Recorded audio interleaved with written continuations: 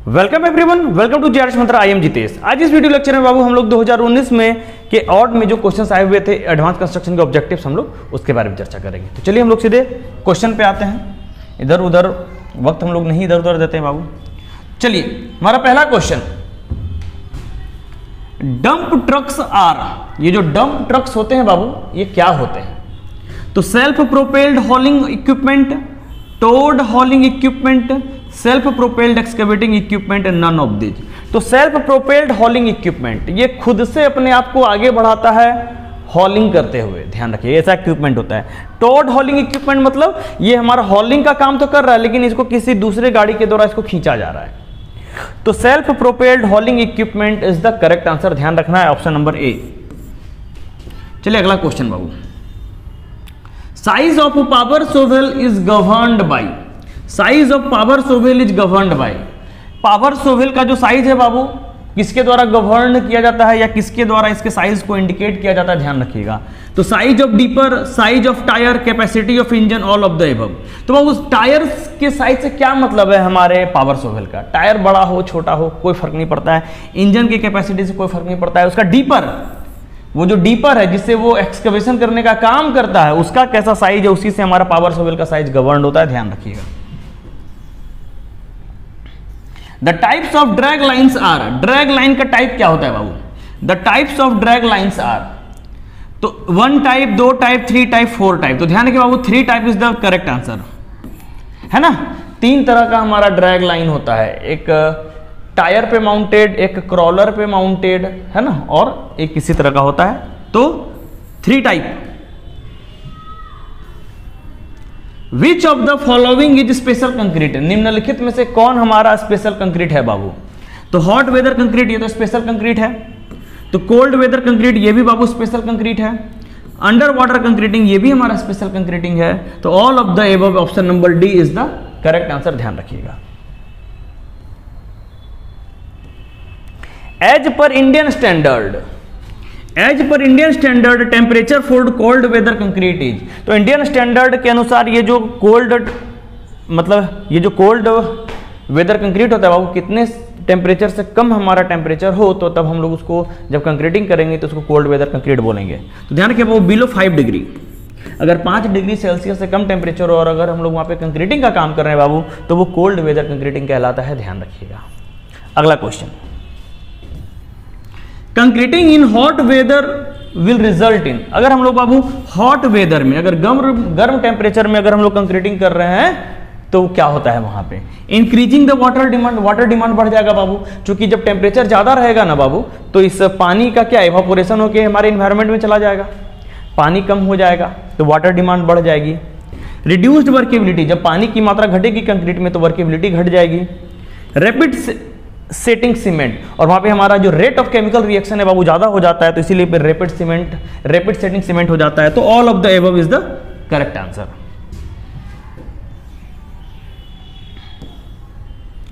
RMC, ready mixed concrete, ready mixed concrete is produced under factory conditions, specified in terms of performance parameters. तो बाबू ये क्या है? ये factory के condition में इसको बनाया जाता है और ये जो परफॉर्मेंस पैरामीटर के टर्म्स में इसको स्पेसिफाई किया जाता है। प्रोड्यूस्ड सप्लाइड बाय हेड, नहीं बाबू ये नहीं होता है। Option number D both A and B is the correct answer, ध्यान रखिएगा। अगला question, most commonly used fibre in concrete is, most commonly used fibre in concrete is sisal fibre नहीं बाबू, क्वायर फाइबर नहीं, स्टील फाइबर बाबू। सबसे ज्यादा आमतौर पे हमारा स्टील फाइबर यूज होता है कंक्रीट में, ध्यान रखिएगा। तो option number C is the most correct answer. Polymerisation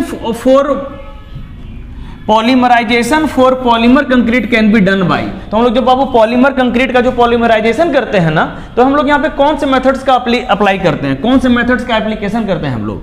तो catalyst promoter reaction, thermal catalytic reaction, radiation, all of the above. तो डी नंबर ऑप्शन जो है बाबू all of the above is our correct answer. तीनों तरीके का method होता है। चूंकि ये पॉलीमराइजेशन और पॉलीमर कंक्रीट आपके सिलेबस में था नहीं इसलिए मैंने पढ़ाया नहीं ये, बट कहीं ना कहीं से ऑब्जेक्टिव पूछा गया तो कुछ ऑब्जेक्टिव्स को बाबू हम लोगों को जान लेना चाहिए। ये आपके सिलेबस में नहीं था इसलिए मैंने आपको वहाँ पे मैंने डिस्कस नहीं किया था, ध्यान रखिएगा। बट कहीं बाहर से क्वेश्चन आया तो करके रखिए, कहीं ना कहीं आ जाए। The process of proper and accurate measurement of concrete ingredients for uniformity of proportion is known as. तो बाबू जब हम लोग कंक्रीटिंग करेंगे, जब हम लोग कंक्रीट तैयार करेंगे तो अलग अलग जो इंग्रेडिएंट्स लेंगे हम लोग, जो उनकी जो मात्रा लेते हैं वो एकदम सही और एक्यूरेट हो, हम लोग यहाँ पे कौन सा मेथड उसको बोलते हैं? तो उसको ग्रेडिंग बोलते हैं, उसको ग्रेडिंग बोलते हैं। नहीं बाबू, ग्रेडिंग मतलब क्या है? एग्रीगेट्स को अलग अलग साइज में अलग कर देना, ये होता है ग्रेडिंग। तो वहाँ पे हम लोग हर इंग्रेडिएंट्स को सही मात्रा में नहीं लेते हैं। क्यूरिंग नहीं बाबू, क्यूरिंग तो मतलब होता है पानी देना कंक्रीटिंग के बाद। मिक्सिंग नहीं बाबू, मिक्सिंग तो मतलब सभी इंग्रेडिएंट्स को मिला दो। बैचिंग उसको बोलते हैं बाबू, बैचिंग बोलते हैं। हर इंग्रेडिएंट्स को एक प्रॉपर मात्रा में लेके, एक्यूरेट मात्रा में लेके हम लोग कंक्रीट बनाते हैं। अगला question, proper batching concrete ensures.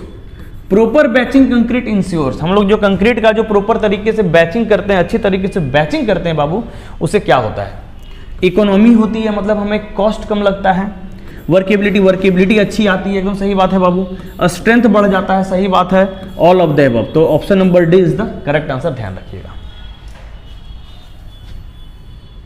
The main objective of compaction of concrete, concrete का जो हम लोग कॉम्पैक्शन करते हैं उसका जो सबसे मुख्य उद्देश्य होता है वो क्या होता है? टू एलिमिनेट एयर वॉइड, एकदम सही है बाबू। कॉम्पैक्शन करने का मतलब ये कि एयर वॉइड को निकालो वहां से। टू अचीव मैक्सिमम डेंसिटी, जैसे ही एयर वॉइड कम होगा तो डेंसिटी ज्यादा हो जाएगा। And to provide the intimate connect between the concrete and embedded materials, एकदम सही है बाबू। तो जब डेंसिटी बढ़ेगा तो मतलब सभी पार्टिकल्स एक दूसरे के जब नजदीक में, एक दूसरे के आस पास में आ जाएंगे, तो जिससे यहाँ पे एक अच्छा इंटीमेट कॉन्टैक्ट डेवलप हो जाता है। तो option number D is the correct answer, ध्यान रखिएगा। Next question, pre stressing can eliminate, pre stressing can eliminate. तो compressive stress, tensile stress, bearing stress, shear stress. तो tensile stress, option number B is the correct answer, ध्यान रखिएगा। Tensile stress, the whole concrete area is effective in, मतलब जो भी concrete का हम लोग सेक्शन लेंगे बाबू, जो भी सेक्शन हम लोग लेंगे तो वहां पे पूरा का पूरा जो सेक्शन है एकदम इफेक्टिव हो, पूरा का पूरा सेक्शन प्रयोग में आए, तो वो कौन से तरह के कंक्रीट में होता है? रीइंफोर्स्ड कंक्रीट नहीं होता है बाबू इसमें। इफेक्टिव वाले एरिया के सेक्शन के नीचे वो काम नहीं, हम लोग उसको काउंट नहीं करते हैं। प्लेन सीमेंट कंक्रीट नहीं होता है। प्री-स्ट्रेस्ड कंक्रीट, याद रखिएगा, प्री-स्ट्रेस्ड कंक्रीट में क्या होता है बाबू? हमारे कंक्रीट का जो पूरा जो सेक्शन होता है हम लोग वो इफेक्टिव होता है, हम लोग उसको पूरा का पूरा कंसीडर करते हैं अपने कैलकुलेशंस में, ध्यान रखिएगा।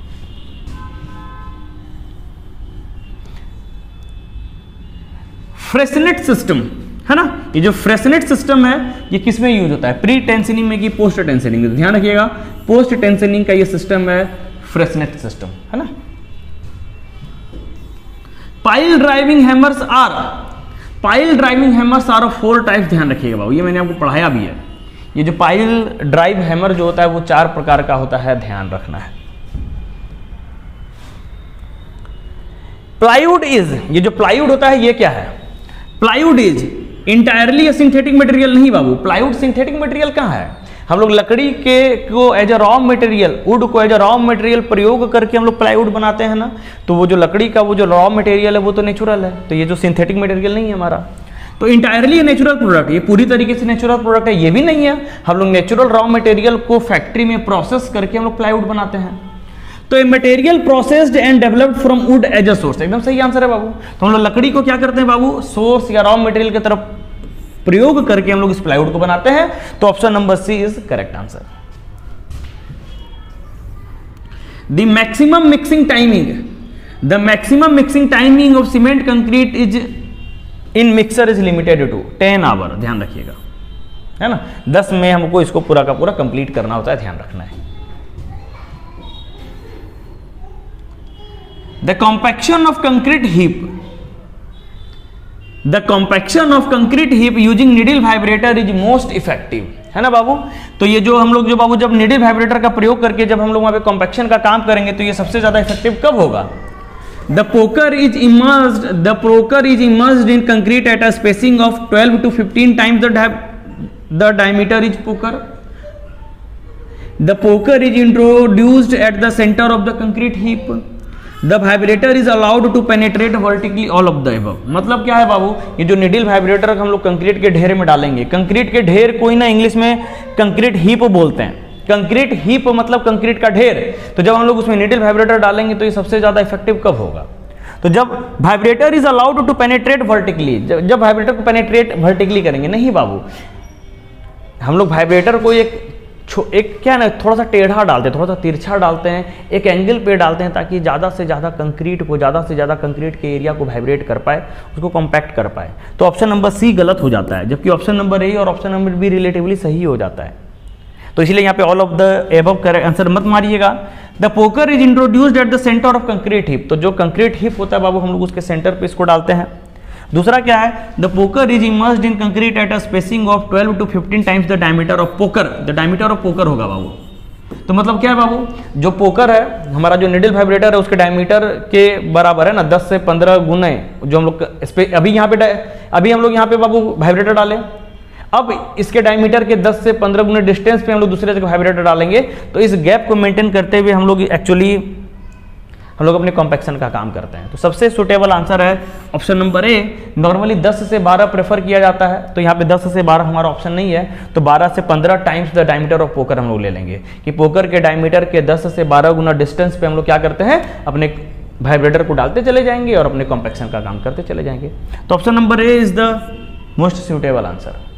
अगर ये वाला रहता ना कि ये एकदम थोड़ा एक स्लाइट एंगल पे पेनिट्रेट कर रहा है, तो हम लोग ऑल ऑफ द एबव के बारे में सोच सकते थे, लेकिन सबसे सुटेबल यहाँ पे आप ऑप्शन नंबर ए मारिएगा। Last question, the pull out resistance of fibre in fibre reinforced concrete does not depend upon. तो ये जो फाइबर रीइंफोर्स्ड कंक्रीट होता है बाबू हमारा, तो हमारा जो फाइबर का जो पुल आउट रेसिस्टेंस है किस पे डिपेंड नहीं करता है। तो number of fibres crossing the crack, इस पे डिपेंड करेगा बाबू कि कितने नंबर ऑफ फाइबर्स क्रैक को क्रॉस कर रहे हैं। तो जितना नंबर ऑफ फाइबर्स क्रैक को क्रॉस करेगा, यानी वहां पे उतनी ज्यादा मजबूती, क्रैक वहां से प्रोपागेट नहीं करेगा, क्रैक फैलेगा नहीं। तो ये डिपेंड करेगा जब हम लोग यहाँ पे फाइबर को निकालेंगे। लेंथ ऑफ द फाइबर, ये बाबू इसी पे डिपेंड नहीं करता है, फाइबर के लेंथ पे डिपेंड नहीं करता है। ये छोटा सा लेंथ के फाइबर को आप खींच के निकालिए या बड़ा लेंथ के फाइबर को खींच के निकालिए, लगभग ताकत उतना ही लग जाता है स्टार्टिंग में एक बार जितना लगा आपका। तो length of fibre is the correct answer, option number B. Diameter पे असर करता है बाबू, जितना ज्यादा डायमीटर उतना ज्यादा आपको रेसिस्टेंस लगाना पड़ेगा। टेंसाइल स्ट्रेंथ ऑफ फाइबर पे तो करेगा। तो लेंथ ध्यान रखिएगा, option number B is the correct answer. तो इस तरीके से हमारा ये सेक्शन यहाँ पे बाबू खत्म होता है। बाकी वीडियोस को देख के आप अच्छे से रिवीजन करिएगा और अपने एग्जाम को दीजिएगा। तो चलिए नेक्स्ट वीडियो लेक्चर में मिलते हैं। Thank you.